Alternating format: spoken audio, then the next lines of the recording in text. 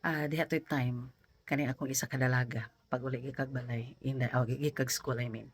And then said, "Mama, gisumbag na ako akong classmate." Babaeng buhat. "Nganong imo man gisumbag?" Ingon po dayon siya, "Kay ingon man ka, iyaan kong gihilabtan, iyaan kong gisunlog, di ako siyang gisumbag og balik." Kuko niya, nakusog. Sa hinghilak siya. Karon,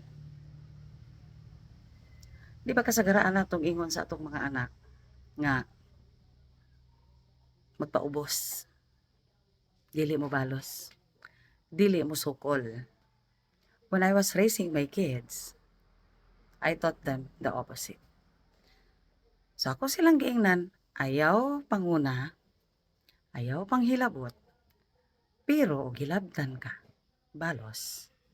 Kay while maayo unta ang atong tumong sa atong pag-ingon nga ang bata dili nato pasukulon bisan og gikumot-kumot na sa classmate, bisan og gibuli na og ayo sa classmate. But it is just not healthy. So that's para sa ako ara na ha, it's not healthy for me. Nga bisag yataka na ka, bisag hilabtan na ka, di lang gihapon ka mukibo. Kaysa kinabuhi dili man pwede gingon ana. There are times and a lot of times at that kinahanglan we have to stand up for ourselves kay walay lain nga mobarog para sa ato ang kaugalingon. Most times in life we have to be our own hero. So walay lain nga molaban nato. Walay lain nga mutindog para nato. Ato rang kaugalingon. So kung ang bata tudluan nato siya nga magpakabuta-bungol sa mga pagpanamas-tamas, sa mga pag-abuso, sa mga unsa tawag ani sa mga pagpasakit nga gihimo diha niya.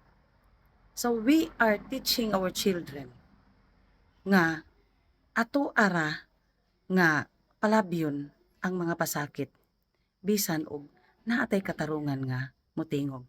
And by that, we are empowering bullies. We are empowering abusers.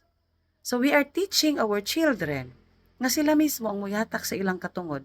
We are teaching our children to empower those abusers kung dili nato sila tudluan nga mobarog para sa ilang kaugalingon. Pero akong balikan, ang ako ra yung giingon, dili manguna, dili manghilabot. Pero og kamo maoy hilabtan, tingog, sukol.